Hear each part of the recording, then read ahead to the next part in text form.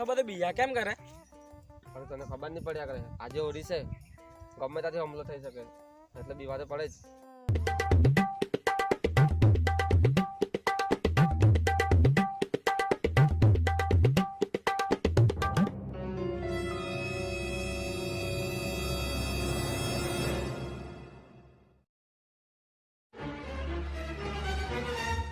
તું વાઘને જોઈને આટલો બધો બીજા કેમ કરે?